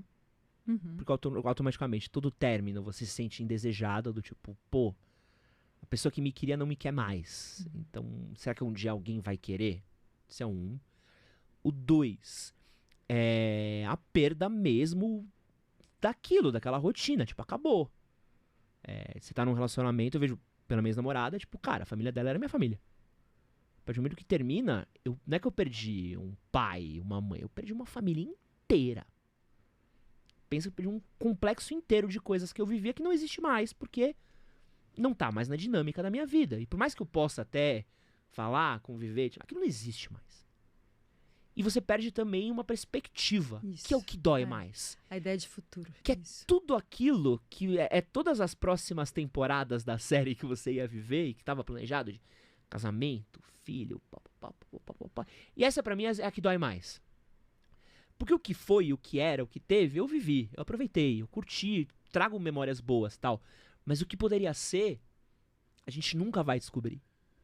E essa incapacidade da gente viver o que estava projetado ou que estava encaminhado é impressionantemente dolorosa. Tipo, é uma coisa que eu olho pro budismo com inveja. Que é essa coisa de você não sofrer com o que você não tem. Mas é impossível, né? Parece que é difícil tirar isso da gente. Né? É difícil, sim, é difícil. Mas o que você ganha, né? Quando você termina uma relação no auge, no que para você era o auge, que para outra pessoa provavelmente não era, né? Mas que para você, o que você ganha? Você ganha uma relação perfeita, que é aquela que não existiu. Porque se ela tivesse continuado, ela iria se deteriorar no dia a dia. Ela iria, enfim, ter defeitos. Você iria conhecer coisas da pessoa que você não ia gostar de conhecer. E isso é bacana, é legal, né? É legal também. Mas é uma brincadeira, né? Você ganha a relação perfeita, porque a relação perfeita é a que não existe. Mas sim, sabe aquele filme? Eu adoro aquele filme Divertidamente. Sim. Em que ela... de criança você tá vendo. É lógico. Tá vendo? Pois é. Não à toa. Mas o Divertidamente... Tem 2 filmes de criança que eu amo. Inclusive, eles concorreram ao Oscar no mesmo ano, e por isso que um deles perdeu, que é o Menino e o Mundo, um filme brasileiro. Excelente, lindo. Nossa, lindo, como é lindo esse filme. Lindo. É de criança, mas é de adulto também, e também fala de perda, e também fala de elaboração, e também fala de luto, e também fala de crescimento, e de amor, e de pai, e de filho, né, e de vazio. E é um livro, é um filme que ele é desenhado no vazio, né? Ele é uma ilustração, ele é um boneco, né? Muito simples, assim. E é O Menino e o Mundo, filme brasileiro. Eu acho que é Ale Abreu, o diretor. Nossa, indico muito, achei maravilhoso. Todas as vezes que eu assisti, eu vi várias vezes esse filme. A trilha sonora maravilhosa. Acho que é Emicida, né? Cara, foi em 2014. Esse filme é maravilhoso. É maravilhoso. E assim, eu choro. Choro, mas é um choro, aquele choro de beleza e de tristeza, tudo junto, aquela coisa. E eu lembro que a primeira vez que eu vi no cinema, e a música fica tanto na gente que a gente foi no Cine Sesc, na Augusta, e a gente saiu e tava cheio o cinema, e a gente via pessoas subindo a rua e indo em direção Paulista, e várias pessoas cantando a música, assim, né? Na rua. É tão lindo. E, enfim, meu filho ama também, o mais velho, que viu várias vezes comigo. O mais novo, a gente ainda precisa colocar mais vezes. Mas, enfim, eu ia falar do Divertidamente, né? Não era nem do Menino e o Mundo. Mas no Divertidamente, eu acho engraçado a mãe, quando ela briga com o pai, e aí ela começa a lembrar, deixa eu lembrar daquele namorado que eu tive de colégio, que não deu certo, quase como se fosse uma saída da realidade dela que ela precisava ter, né? Uma compensação fantasiosa para aquilo.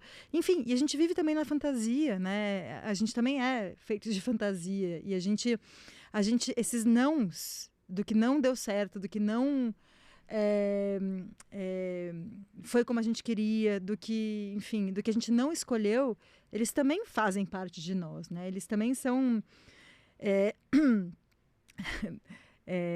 eu não vou dar spoiler do livro, mas tem uma frase que eu acabo chegando nisso no livro também, que eles são como os ladrilhos do nosso caminho, né? Eles pavimentam a nossa estrada na vida, né? A gente não é feito só de sim, a gente é feito de não também, né? Do que não dá certo, a gente é muito feito do que não dá certo.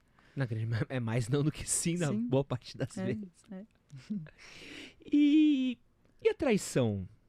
Como é que a gente conseguiria explicar a traição, Natália, dentro das relações?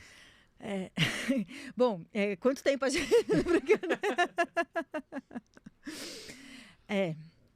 a traição, né?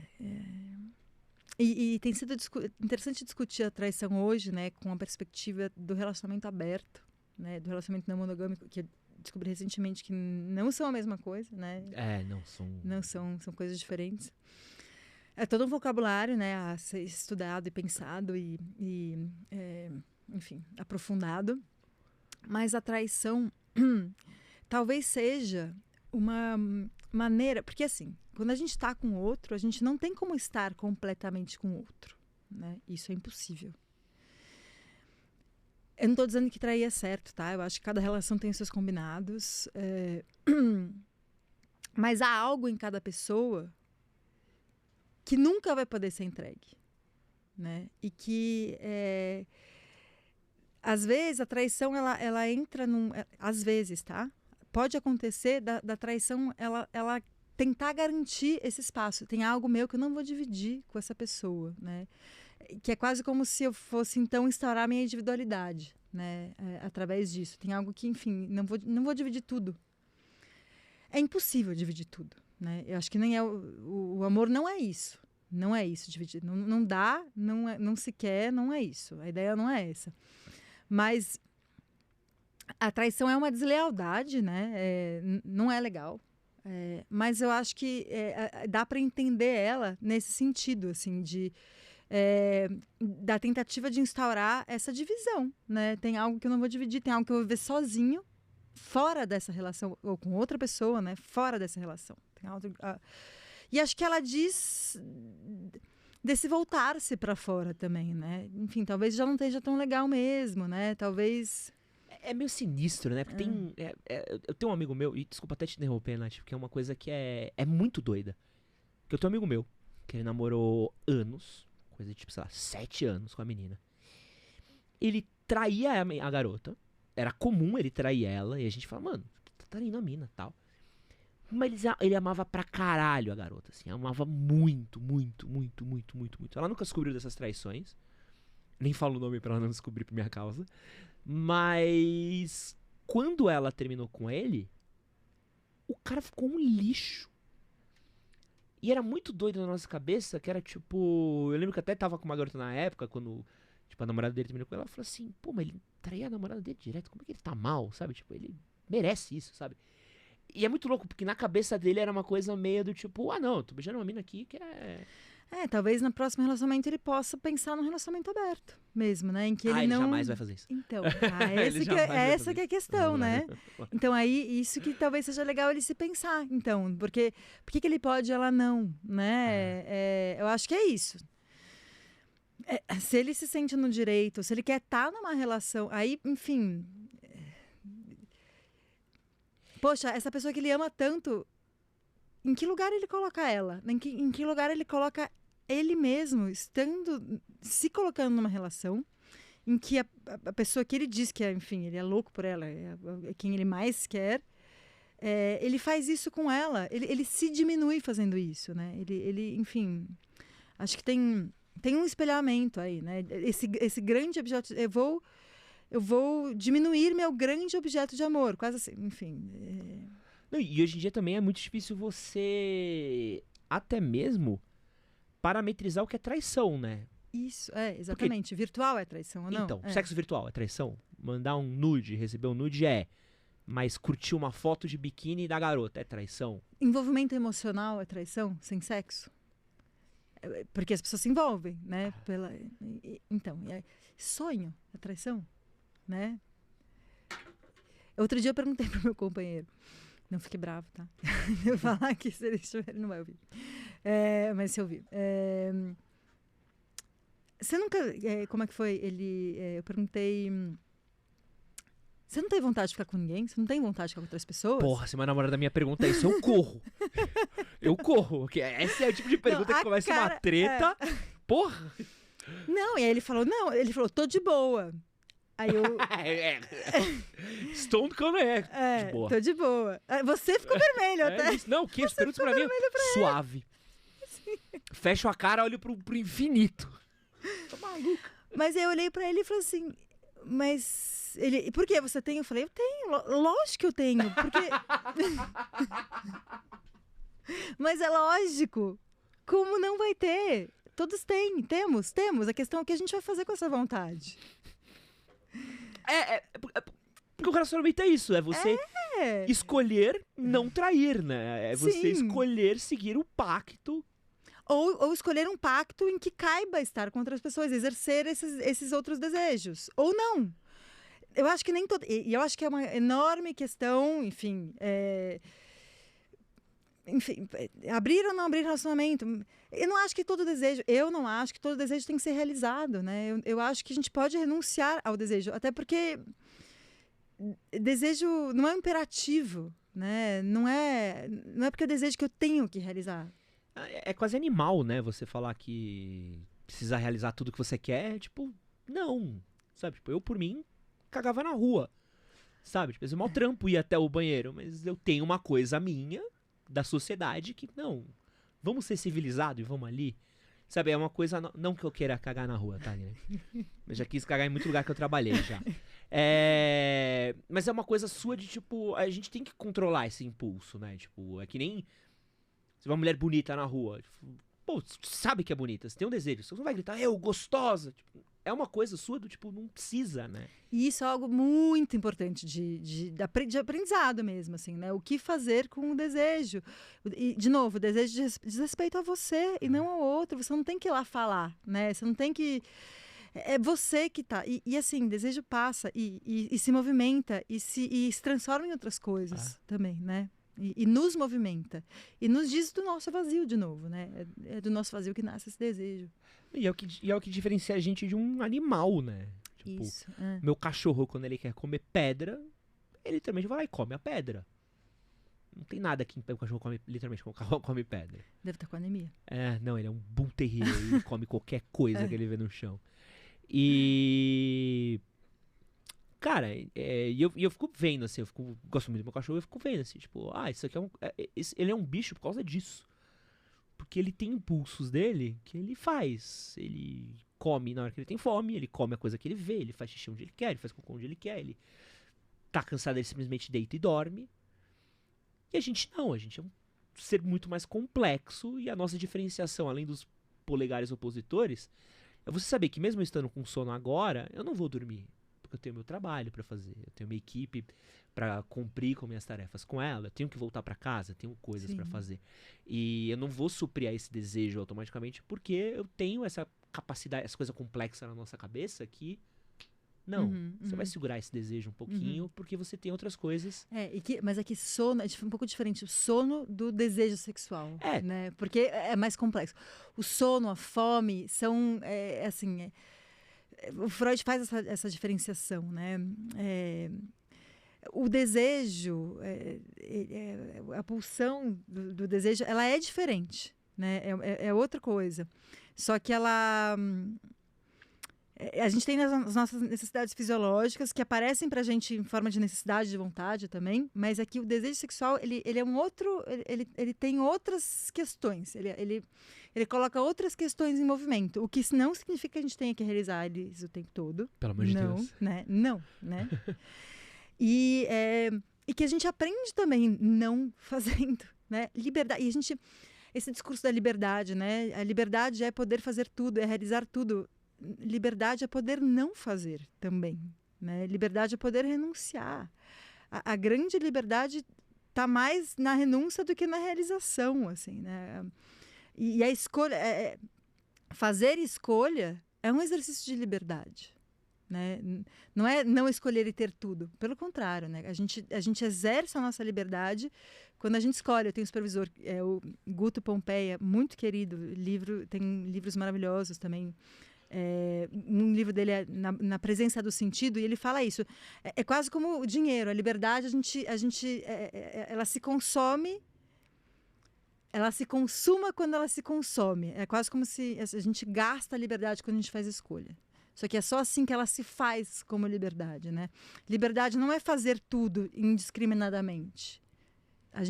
Existe essa confusão mesmo, né? Não. Liberdade é justamente entender o que você quer e escolher, né? É renunciar mais do que fazer tudo. A gente falou sobre trair, mas tem um outro ponto também que eu acho que é interessante a gente falar, que é esse papel de ser amante. Sim. Porque acho que até um pouco mais profissional, acho que tem muito mais mulheres que acabam sofrendo disso do que até propriamente homens. Não sei como é que tá hoje, mas pelo menos no meu imaginário é uma figura muito associada à mulher também. Dessa coisa de você ser a outra e tá no segundo papel e tá esperando o cara dar atenção. Por que a gente se resigna a aceitar isso? Porque também ainda é uma posição de amor meio bizarra, né? Você tá aceitando pela metade, né? Mas vou te falar de alguns livros, tá? Pra falar. Natália, você não sabe, a gente fica feliz. Você vê um sorrisinho na cara dele aqui, que a gente gosta disso. Tá bom. Bom, primeiro, o primeiro livro que eu indico para falar disso é de literatura também, Nota sobre a Impermanência, da Paula Gikovati, que é escrita do ponto de vista da amante.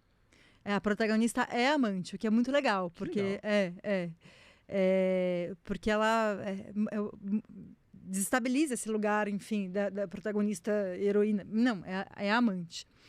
E que é heroína também, a seu modo, né? Outro livro que eu vou falar, e que é um livro espetacular, chama Afetos Ferozes, da Vivian Gornick, que eu tô com ele na ponta da língua porque eu dei uma aula sobre ele ontem. E é um livro maravilhoso. E saiu pela editora Todavia. O da Paula saiu pela Faria e Silva. O da Vivian saiu pela Todavia. E ela é uma estadunidense, ela está com 84 anos agora, o livro saiu em 87. E é um livro que fala da relação dela com a mãe. E maravilhosamente escrito, muito bom. E ela é uma mulher que tem dificuldade de estar em relacionamentos amorosos, né? Ela tem dificuldade. E o grande relacionamento no qual ela se realiza, no qual ela tem momentos de felicidade, é aquele em que ela ocupa o papel de amante. ela não consegue estar num... Ela tem uma relação tão quase dípica com a mãe que ela não consegue estar num relacionamento amoroso.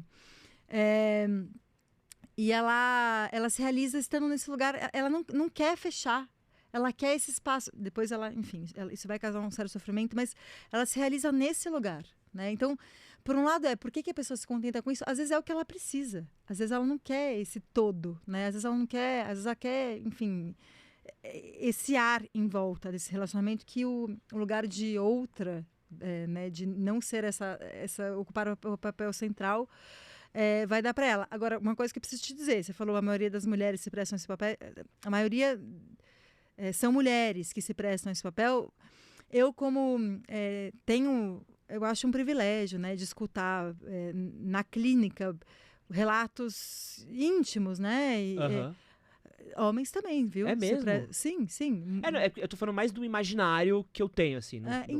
Mas acho que muitas mulheres têm muitas mulheres têm amantes também. Homens, né? E mulheres, enfim. Acho que...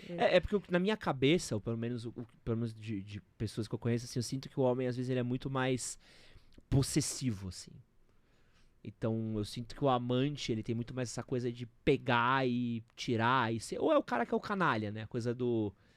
típica de novela que a gente tinha nos anos 90, do cara que é o canalha, o cafajeste, que se envolve e tal. Mas eu sinto muito isso na minha cabeça, assim, que o homem tem muito uma coisa possessiva de não querer dividir, assim. E não sei isso no papel do amante como... A mulher também, mas sim, mas muitos homens também se prestam. E tem uma diferença, você sente, assim, de quando cada um dos dois vai pra...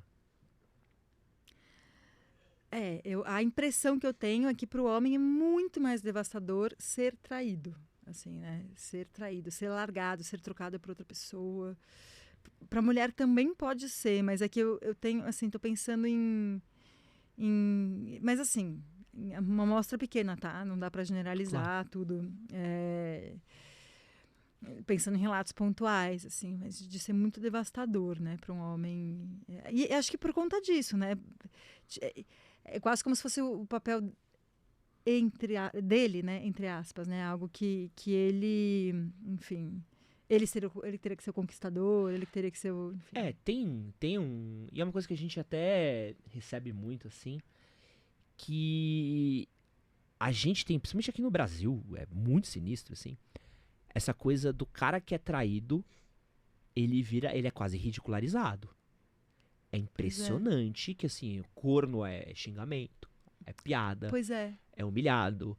No caso recente que a gente teve do mendigo, cara, puta, o moço, que era o marido da mulher, foi destruído. O mendigo é incrível, é maravilhoso, o amante é top, e o cara é um merda. Olha o que você deixou sua mulher fazer, olha o que aconteceu com você. Como é que você vê essa coisa desse papel, assim, É algo pra gente pensar. E eu acho que talvez os homens sejam vítimas disso também, né? Porque o que é isso? Ele não pode estar nesse lugar de vulnerabilidade. Ele não pode estar nesse lugar de ter sido trocado, traído. É a exposição mais completa dessa fragilidade, né? Só que assim, homens são frágeis também, né? Homens choram, são frágeis. São traídos. Esses dias eu chorei vendo Tico e Teco. Tem desejos por outros homens. Muito mais do que se diz ou se assume. Né? Então, tudo isso que... E pensando agora, né? Puxa, que triste que corno é um xingamento na nossa sociedade, né? Porque, enfim, quem nunca traiu, quem nunca foi traído? Não, e o pior de tudo... Acho que todo mundo. E o pior de tudo... o corno é o único que fez a coisa certa. Se você parar pra ver, é o único que tá correto na história. Porque, tecnicamente, quem traiu quebrou o pacto. O amante, às vezes não sabe que a mulher tá nessa, mas também é um cara que, fez, às vezes até age na maldade. E o corno é o único correto. Ele é o único cara que tecnicamente cumpriu o papel dele. E automaticamente ele é humilhado. E eu sempre brinco, eu falo assim, que é muito um reflexo do Brasil. Sabe? Tipo, você fez o certo? você tá errado, sabe? Você devia ter traído também, porque aí quando você tomava o chifre Pois trocado não dói, sabe? Tipo, Então, uma coisa... mas aí entra naquela coisa da performance da indiferença mesmo, né? Você demonstrar sentimento, você tá nesse lugar de maior fragilidade, de maior vulnerabilidade, é como se você fosse menos, né? Como se isso fosse pejorativo, como se você valesse menos. E alguém pegou sua mulher. Alguém pegou sua mulher porque você não... Então, mas ela não é supriu sua, ela né? sexualmente, porque você não segurou ela, porque você não foi cara de família. E é uma coisa... esse caso do mendigo, pra mim, foi muito claro, assim, como a sociedade vê, assim. É uma estrutura da posse mesmo, né? Ver mulher tirando barato do cara, ver homem tirando barato do cara, é uma coisa... Foi muito sinistra, assim. Não, gente, a própria expressão marido e mulher, se a gente parar pra pensar, é uma expressão machista, porque marido e mulher quer dizer que a mulher só se torna mulher a partir do momento em que ela está com não é esse marido marido. E esposa, né? Marido e mulher. Por isso que eu falo companheiro. Porque esposa, enfim, seria... A expressão eu os declaro marido e mulher, né? É assim que está na nossa gramática, enfim, no nosso cerne, né? No nosso pensamento. Então, é por isso que eu falo companheiro. Eu já me posiciono também. Eu tenho alguns vícios que eu não consigo... Queria ser melhor. Mas um dia eu melhoro. É só começar, viu? Eu até pratiquei, assim, mas vem muito de... É igual tomar café sem açúcar. No começo é difícil, depois você só consegue sem. Mas tem coisas que eu melhorei muito, assim, eu fico muito feliz de... tem coisinhas nossas que são muito difíceis de... A gente vai mudando, mexendo, consegue até resolver, mas sempre vem um... Sim. Eu tenho umas coisas minhas de homofobia que é muito bizarro, assim, que hoje em dia não faz sentido nenhum comigo. E às vezes eu paro, falo, e eu dou um segundo e fico, cara, de onde veio isso, sabe? Pois mas a gente é algo que a gente precisa prestar atenção o tempo todo e se desconstruir. É bizarro, assim. Eu tenho pra mim, assim, que é não querer ofender, assim, tipo, alguém falando, pô, cara, viado do caralho. Aí eu paro e falo, por que isso, sabe? Por que não é cuzão, não é maldito? Até cuzão, né? Mas aí também... Cuzão Às vezes eu quero ofender alguém também. Às vezes também tem... Precisa de futebol, sabe? Você tá naquela catarse, Sim, eu só quero que o juiz morra. entendo. Às vezes vem uma coisa que eu paro e falo, não, peraí, eu posso xingar ele uma coisa um pouco mais elegante. Aí é difícil de achar esse ponto. Sim, é difícil de achar, mas é um aprendizado enorme, um esforço enorme. Eu também, enfim, acho que a nossa sociedade, ela é estruturalmente racista, é estruturalmente machista, é estruturalmente homofóbica, e eu acho que a gente tem que fazer um esforço cotidiano para desconstruir isso. Isso não não é bobagem, né? Não, e assim também, principalmente para meus amigos gays, assim, de como tem coisas que são... que dói em algum lugar, entendeu? Que dói em um lugar que você olha, tipo... Não só dói, mata, né? De verdade. Porque uma brincadeira aqui, ali, não é. Então, isso dá ensejo para violência de verdade, né? Enfim, e para diminuição de... O racismo e o machismo, eles diminuem oportunidades para pessoas negras e mulheres, né? Então, sim, acho que... E a homofobia também mata, né? A gente tem visto, pelo menos no futebol, a gente tem visto muito isso, assim. A gente tem visto umas coisas de racismo no futebol sinistra, assim. Sinistra, assim. Que bom que a gente tá olhando pra isso. E é coisa que a gente tem olhado, e agora com a internet a gente vê. E é sinistro, assim. É coisa de se olhar e falar, bicho... 2022. Pois é. Sabe, 2022 tem cara imitando um macaco na torcida, assim, é uma coisa que você olha e fica tipo... Mas enfim. Tem uma coisa que os jovens fazem muito e falam muito, e é uma expressão que eu adoro, que é essa diferenciação do amor pra vida e o amor da vida. E eu acho que é até é quase um questionamento filosófico, assim. Eu gosto de quando a gente consegue atingir conversas profundas, até mesmo de trends, essas coisas. Como é que você vê essa diferenciação? Existe uma diferenciação pra você disso? Amor da vida e amor pra vida? Primeiro, a gente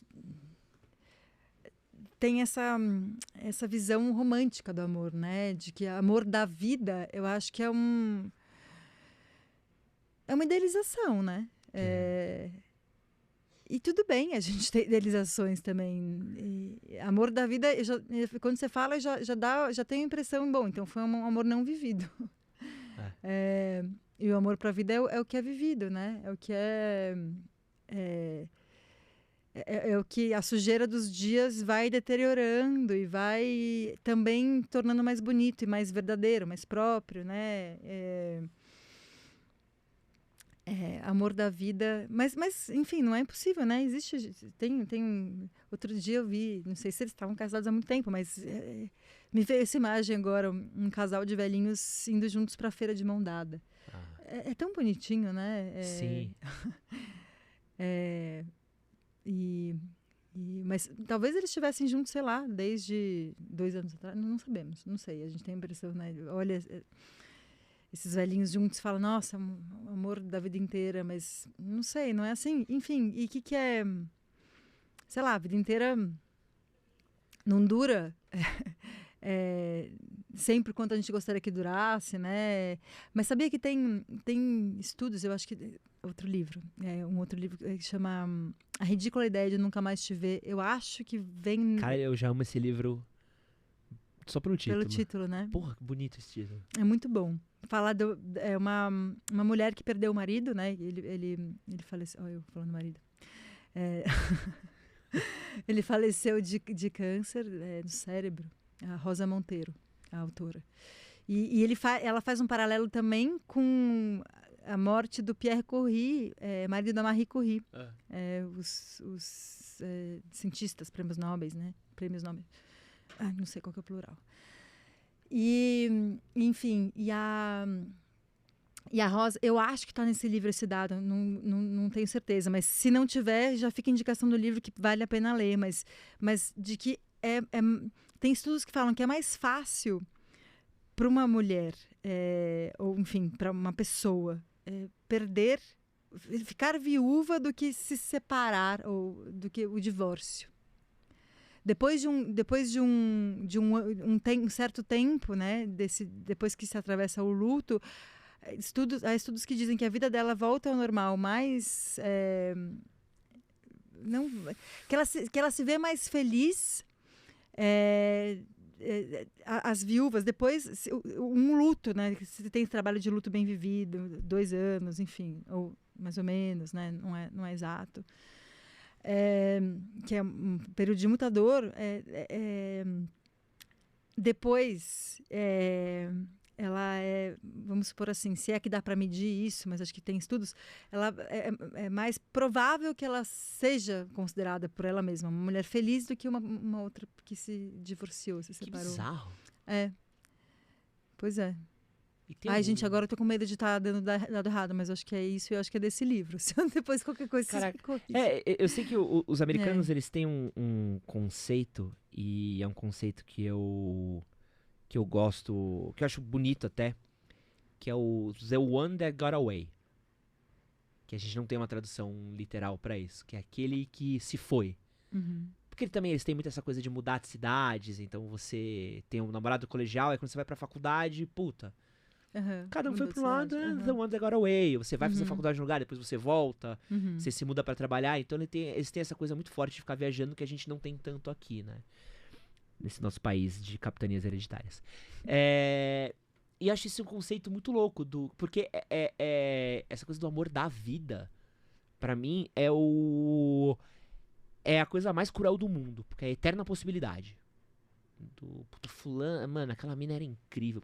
E se eu não tivesse vacilado?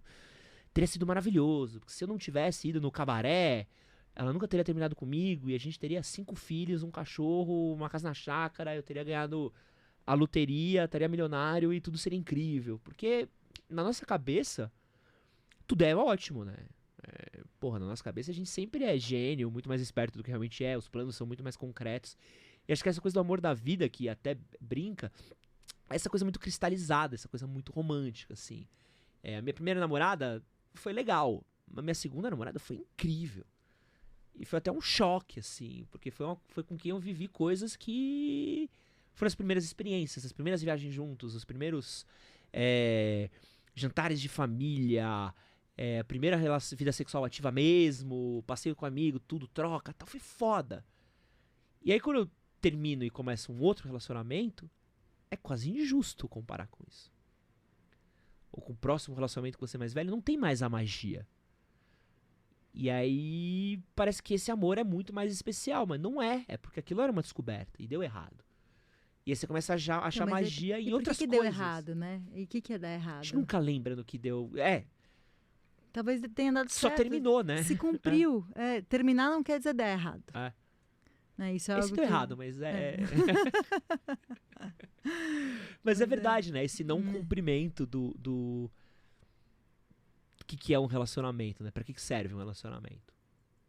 E assim, eles podem durar tempos diferentes. Alguns se cumprem com, sei lá, um dia, 3 meses, 6 meses, 10 anos, 20, 30, 40 anos. E outros não, né? Enfim, cada um tem o seu tempo.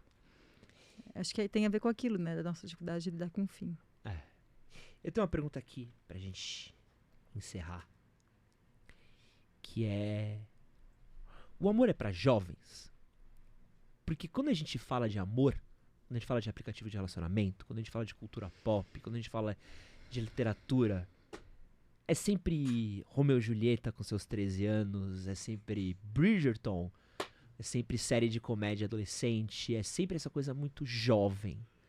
Por que a gente não fala de amor pros mais velhos? A gente tá começando a falar. A gente mesmo? Tá começando a falar.